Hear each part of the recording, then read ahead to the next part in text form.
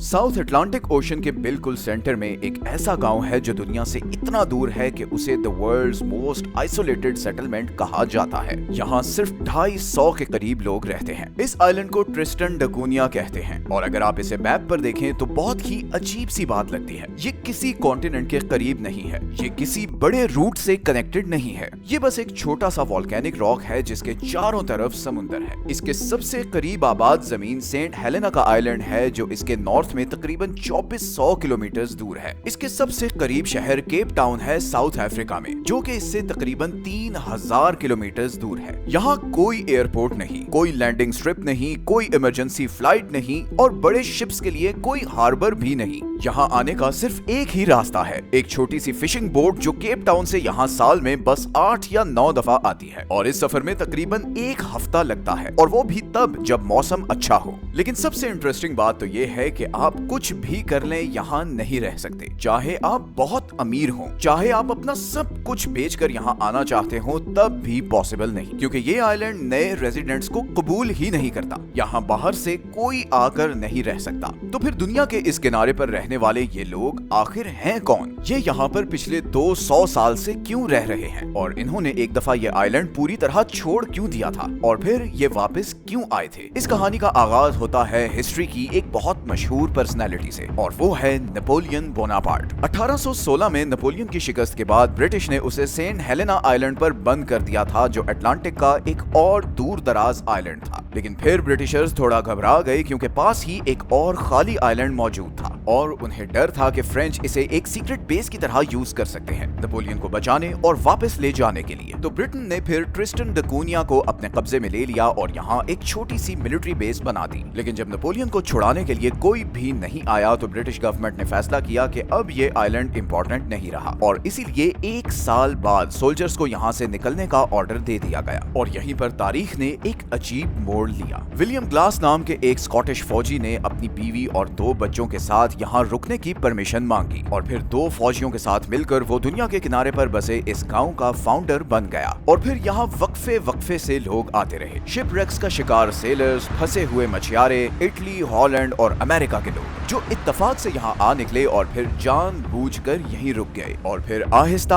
आहिस्ता यहाँ एक छोटी सी कम्युनिटी बन गई और आज इस आइलैंड पर तकरीबन हर शख्स सिर्फ 7 फैमिली नेम से ही जाना जाता है। 150 साल तक ये लोग यहाँ सुकून से रहते रहे। यहाँ कोई फाइनेंशियल सिस्टम नहीं था, कोई क्राइम नहीं, अमीर गरीब का कोई बड़ा फर्क नहीं। सब काम मिल बांट कर होता था, खाना मिल बांट कर खाया जाता था, टूल्स भी मिल बांट कर यूज होते थे। जिंदगी मुश्किल थी लेकिन सिंपल थी। लेकिन फिर 1961 में यहाँ बहुत जबरदस्त अर्थक्वेक आया। वो वॉल्केनो जिस पर इन्होंने अपनी जिंदगियां बसाई थी वो जाग उठा। लावा इनके घरों से बस चंद 100 मीटर दूर तक आ गया। हर तरफ धुआं था, जमीन में दरारें पड़ गईं और अचानक ये पुरसुकून आइलैंड रहने के लिए बहुत खतरनाक बन गया। यहाँ पर रहने वाले 264 लोगों को फौरन इवैक्यूएट कर दिया गया, पहले एक करीबी आइलैंड पर और फिर उन्हें इंग्लैंड भेज दिया गया। अब यहाँ पर तो ये स्टोरी खत्म हो जानी चाहिए थी। दुनिया के सबसे अकेले गांव की छोटी सी कम्युनिटी अचानक मॉडर्न ब्रिटेन में आ चुकी थी। टीवी, गाड़ियां, सैलरी, सुपरमार्केट्स, हॉस्पिटल, स्कूल्स, एक ऐसी दुनिया जहां खाना समुंदर पर डिपेंड नहीं करता था। सब एक्सपर्ट्स का ख्याल था कि ये आइलैंडर्स अब कभी मुड़कर वापस नहीं जाएंगे। लेकिन जब ये वॉल्केनो शांत हुआ तो इन आइलैंडर्स को एक चॉइस दी गई।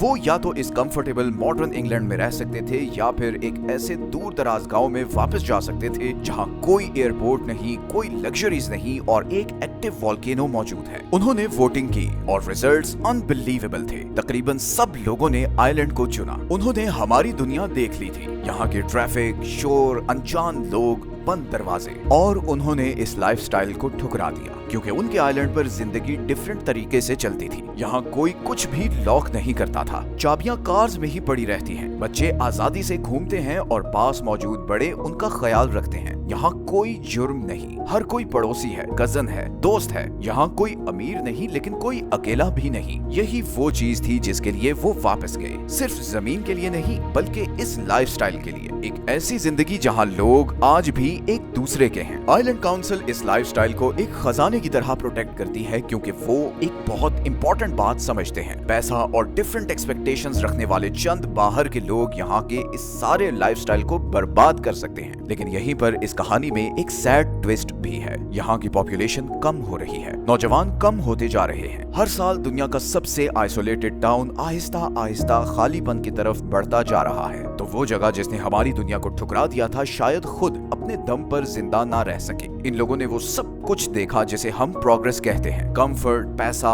ऑप्शंस, आसानी, और फिर भी उन्होंने हमारी बनाई हुई दुनिया के मुकाबले में बिना किसी मॉडर्न लग्जरी के एक सिंपल दुनिया से अलग थलग आइलैंड को चुना। तो ये हमारे बारे में क्या बताता है? ये उस लाइफस्टाइल के बारे में क्या कहता है जिसके पीछे हम भाग रहे हैं? और ये ऐसी दुनिया के बारे में क्या कहता है जहां हमारे पास सब कुछ है लेकिन फिर भी कुछ ना होने का एहसास है?